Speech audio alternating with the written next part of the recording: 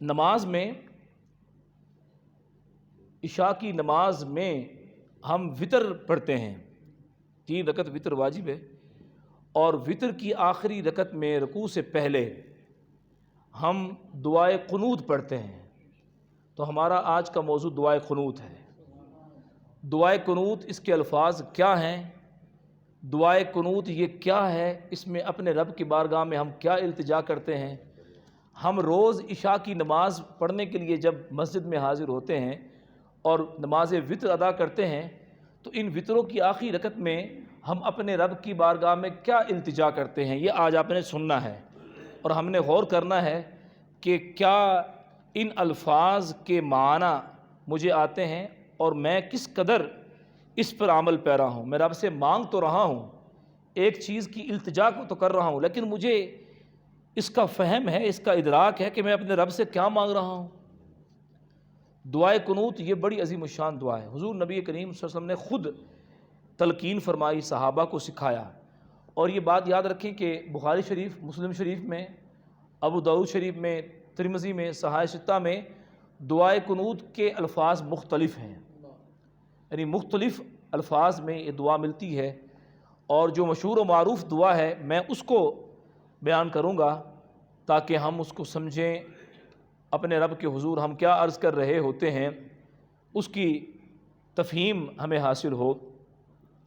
ہم ہر روز نماز عشاء کے بعد جو نماز وطر ادا کرتے ہیں تو وطروں میں ہم جو آخری رکعت میں رکوع سے پہلے دعا کرتے ہیں دعائے قنوت، اس میں اپنے رب کی بارگاہ میں ہم یوں التجا کرتے ہیں: اللہم انا نستعینک ونستغفرک ونؤمن بک ونتوکل علیک ونثنی علیک الخیر ونشکرک ولا نکفرک ونخلع ونترک من یفجرک اللہم ایاک نعبد ولک نصلی ونسجد والیک نسعی ونحفظ ونرجو رحمتک ونخشى عذابک ان عذابک بالکفار ملحق۔ یہ بڑے پیارے کلمات ہیں۔ اس دعائے قنوت میں جو ہم عرض کر رہے ہوتے ہیں اپنے رب کے حضور، میں نے اس کو دعائے قنوت کو جب پڑھا، دیکھا اور غور و خوض کیا تو میں نے جو اس کو مختلف حصوں میں تقسیم کیا، تقریباً اس دعائے قنوت میں 16 چیزوں کا ذکر ہے۔ کتنی چیزیں ہیں؟ 15 چیزیں ایسی ہیں جس کا ہم اللہ رب العزت کی بارگاہ میں دعا کر رہے ہوتے ہیں، مانگ رہے ہوتے ہیں، اور جو 16ویں چیز ہے وہ ہم اللہ تبارک و تعالی نے جو بات بیان کی اس کا ذکر کر رہے ہوتے ہیں، اس میں خبر ہے، اس کو ہم بیان کرتے ہیں۔ آئیے سنیے اور لطف اٹھائیے کہ ہم اپنے رب کی بارگاہ میں کیا عرض کرتے ہیں۔ اللہ تبارک و تعالی ہمیں اس پر عمل کرنے کی توفیق عطا فرمائے۔ اللہم انا نستعینک، اے اللہ، نستعینک، ہم تجھ سے مدد طلب کرتے ہیں۔ جہاں سے اس دعا کا آغاز ہوتا ہے، اے اللہ، اللہم انا نستعینک، ہم تجھ سے مدد طلب کرتے ہیں۔ نماز کی حالت میں، قیام میں فرض پڑھ چکے، سنتیں ادا کر چکے، اب وطر ادا کر رہے ہیں، اور وطر وہ نماز ہے کہ 24 گھنٹے میں یہ وطر ایک ہی بار ادا کرتے ہیں، 3 رکعتیں ہیں اس کی، ایک ہی بار، یہ وہ اتنی عظیم الشان عبادت ہے۔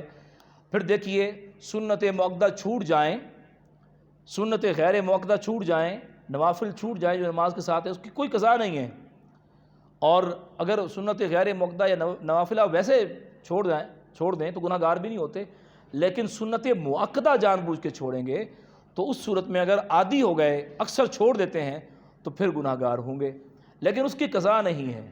لیکن وطر یہ وہ نماز ہے کہ اگر یہ چھوٹ جائے تو اس کی قضا ہے۔ عشاء کے 4 فرض اور ساتھ 3 وطر بھی ادا کرنا ہوں گے، اس کو قضا کرنا ہوگا۔ تو ہم ان وطروں میں اپنے رب کے حضور کیا التجا کر رہے ہوتے ہیں؟ سب سے پہلی بات، اپنے رب کی بارگاہ میں ہم مدد طلب کرتے ہیں۔ اے اللہ، میں تجھ سے مدد مانگتا ہوں، تیری بارگاہ میں التجا کرتا ہوں، سوال کرتا ہوں، یا اللہ تو میری مدد فرما زندگی کے ہر موڑ میں، زندگی کی ہر گھڑی میں۔ یا اللہ، میں دن کا آغاز کرتا ہوں تو تیری بارگاہ میں التجا کرتا ہوں، یا اللہ مجھے تیرا آسرا چاہیے، تیرا سہارا چاہیے، تیری مدد چاہیے۔ میں دن میں جب اپنے کام کاج کے لیے جا رہا ہوں تو کام کاج کرتے ہوئے بھی آفس میں تیری بارگاہ میں التجا کرتا ہوں، یا اللہ میرے کام میرے معاملات میرے لیے آسان فرما دے، تیری ہی مدد سے میں کھڑا ہو سکتا ہوں، تیری ہی مدد سے میں چل سکتا ہوں، تیری ہی مدد سے مجھے رزق مل سکتا ہے، یا اللہ تیری بارگاہ میں التجا کرتا ہوں، تو ہر دن ہر گھڑی ہر لمحے ہر آن تو میری مدد فرما، تیری مدد کے بغیر میں کچھ نہیں ہوں۔ اللہم انا نستعینک، اے اللہ میں تجھ سے سوال کرتا ہوں۔ لوگ کسی سے مانگتے ہیں، کوئی حاکم سے مانگتا ہے، بادشاہ سے مانگتا ہے، مالداروں سے مانگتا ہے، دنیا داروں سے مانگتا ہے، اور لوگ ان سے مانگتے ہیں جن کے پاس لمیٹڈ چیزیں ہیں، لمیٹڈ خزانے ہیں، لمیٹڈ مال ہے، لیکن میں تجھ سے مانگ رہا ہوں جس کے خزانے اتنے ہیں جس کا نہ کوئی حد ہے نہ کوئی شمار ہے، جس کے خزانوں میں کبھی کوئی کمی ہو ہی نہیں سکتی، جو سارے خزانوں کا مالک ہے، جو احکم الحاکمین ہے، جو رب ذوالجلال ہے۔ یا اللہ میں تیری بارگاہ میں یوں التجا کرتا ہوں، اللہم انا نستعینک، اے اللہ میں تجھ سے دعا کا سوالی ہوں، تجھ سے مدد کا سوالی ہوں، ونستغفرک۔ دوسری بات جو دعائے قنوت پڑھنے والا اپنے رب سے التجا کر رہا ہوتا ہے، ونستغفرک، اے اللہ عز و جل ہم تجھ سے معافی کے طلبگار ہیں، ہم معافی مانگ رہے ہیں، مالک التجا کر رہے ہیں، مجھے اس بات کا ادراک ہے آج سارا دن میرا گزرا، اب سونے کا وقت آ گیا، یہ آج کے دن کی آخری نماز میں نے پڑھی ہے، اس دن کے اعتبار سے تو میں عرض کر رہا ہوں مالک میرے نامہ اعمال میں کوئی حسن عمل نہیں ہے، کوئی نیکی نہیں ہے، کوئی گن نہیں ہے، کوئی خوبی نہیں ہے، میں اس بات کا اظہار اپنی زبان سے کر رہا ہوں، وَنَسْتَغْفِرُكَ، اے اللہ ہم تجھ سے معافی کے طلبگار ہیں، اے اللہ ہمیں معافی عطا فرما، ہماری خطاؤں کو معاف فرما دے، ہمارے قصوروں کو معاف فرما دے، ہماری غلطیوں کو معاف فرما دے۔ ہم کس میں یہ عرض کر رہے ہیں؟ دعائے قنوت میں اپنے رب کی بارگاہ میں معافی کی التجا کر رہے ہیں۔ وَنَسْتَغْفِرُكَ، اے اللہ ہم تجھ سے معافی طلب کرتے ہیں، تیری بارگاہ میں معافی کے طلبگار ہیں۔ تیسری بات دعائے قنوت میں اس بات کا اظہار کرتے ہیں، وَنُؤْمِنُ بِكَ، اے اللہ ہم تجھ پر ایمان لاتے ہیں، اے اللہ ہم نے تجھے رب مان لیا، تجھے رب مان لیا، تجھے قہار مانا، جبار مانا، ستار مانا، قدوس مانا، رحمان مانا، رحیم مانا، اے اللہ جملہ صفات کے ساتھ تجھے رب مانا ہے۔ ہم یہ عقیدہ رکھتے ہیں، تجھ پر ایمان ہمارا ایسا ہے کہ لیس کمثلہ شیء، تیری مثال کوئی نہیں، تیری نظیر کوئی نہیں، تیرے جیسا کوئی شے تیری جیسی نہیں ہے، تو احکم الحاکمین ہے، اپنی ذات میں تنہا ہے، اپنی صفات میں تنہا ہے، اپنی صفات کے تقاضوں میں تنہا ہے۔ قل هو اللہ احد اللہ الصمد لم یلد ولم یولد ولم یکن لہ کفوا احد، اے اللہ تو اپنی ہر خوبی میں ہر صفت میں، اے اللہ ہم تجھے تنہا یکتا مانتے ہیں، تجھ پر ہم ایمان لاتے ہیں، اور یہ یقین رکھتے ہیں کہ خالق بھی تو ہے، مالک بھی تو ہے، زندگی دینے والا بھی تو ہے اور موت دینے والا بھی تو ہے، اور تیرے ہی قبضے میں ہر شے ہے اور تیرے ہی اختیار میں ہر شے ہے، اور قیامت کے دن تو ہی ہمیں اپنے حضور حاضر کرے گا۔ یہ ایمان کی کیفیت اللہ نصیب فرمائے، ایسے ایمان کی کیفیت ہمیں عطا فرمائے۔ وَنُؤْمِنُ بِكَ، اے اللہ ہم تجھ پر ایمان لاتے ہیں۔ چوتھی بات جو دعائے قنوت میں ہم اپنے رب سے مانگ رہے ہوتے ہیں، وَنَتَوَكَّلُ عَلَيْكَ، اے اللہ ہم تجھ پر توکل کرتے ہیں، ہم تجھ پر بھروسہ کرتے ہیں۔ بھروسہ کس پہ ہے؟ اپنے رب پہ۔ سب کہہ دیجیے بھروسہ کس پہ ہے؟ اللہ پہ۔ کسی کو کسی پہ بھروسہ ہے، کسی کو اپنے خاندان پہ بھروسہ ہے، اپنے عہدے منصب پر بھروسہ ہے، کوئی کسی کے ساتھ دنیاوی عہدے کی وجہ سے لگا ہوا ہے کہ یہ مجھے بچا لے گا، یہ میرے اس کا ہاتھ میرے پشت پر ہے۔ لیکن جو مرد مومن مرد صالح ہے، جو اپنے رب کو پہچان کیا، جس کو رب کی معرفت مل گئی، اللہ رب العزت کی پہچان ہو گئی، وہ کہتا ہے ہمارا بھروسہ کس پہ ہے؟ وَتَوَكَّلْ عَلَى اللَّهِ، ہم نے اپنے رب پر توکل کیا، اپنے رب پر بھروسہ کیا، ہمارے سارے معاملات اپنے رب کے ذمہ ہیں۔ وَأُفَوِّضُ أَمْرِي إِلَى اللَّهِ، میں نے اپنے سارے معاملات اپنے رب کے سپرد کیے ہیں۔ تو ایمان کا تقاضا کیا ہے کہ ہم کس پر بھروسہ کریں؟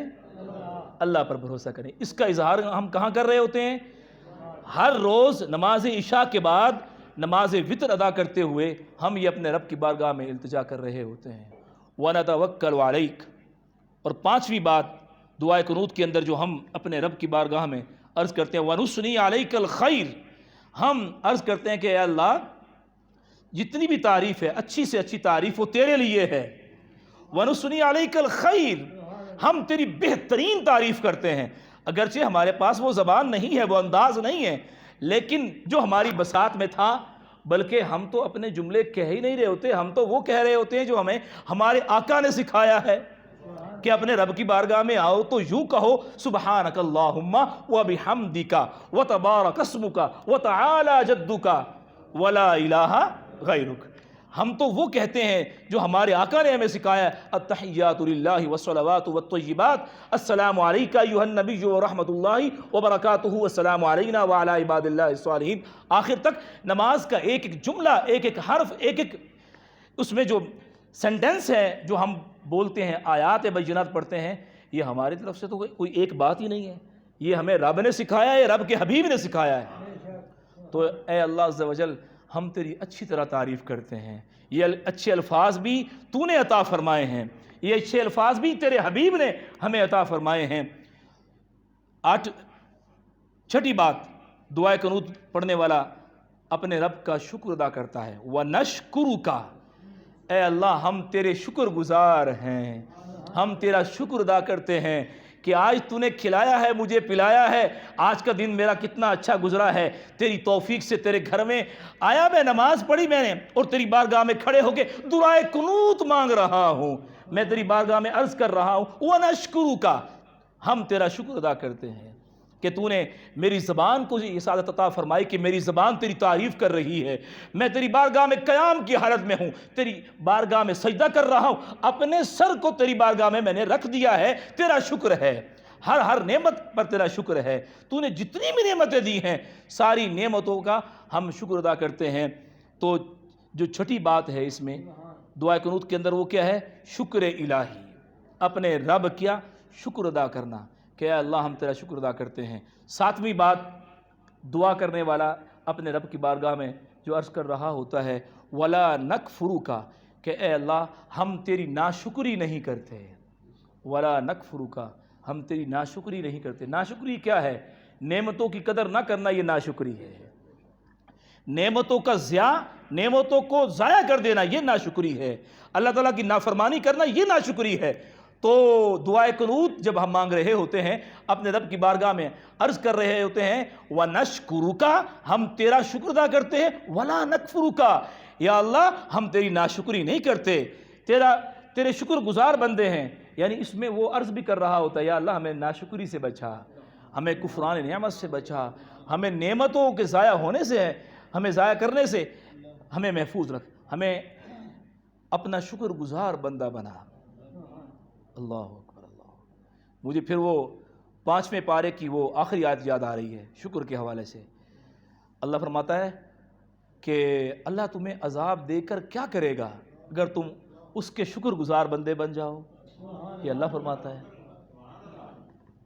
ما یفعل اللہ بعذابکم ان شکرتم وآمنتم، اللہ تمہیں عذاب دے کر کیا کرے گا، اللہ تمہیں جہنم میں کیوں بھیجے گا، اگر تم رب کے شکر گزار بندے بن جاؤ اللہ تمہیں کیوں عذاب دے گا۔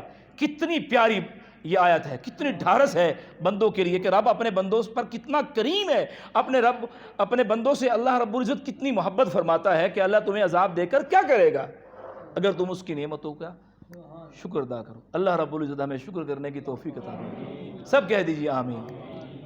آج کا خطبہ جمعہ دعائے قنوت کی تفہیم حاصل کر رہے ہیں اور محاسبہ کر رہے ہیں ہم کہ ہم دعائے قنوت میں کیا اپنے رب سے مانگتے ہیں، کیا التجا کرتے ہیں۔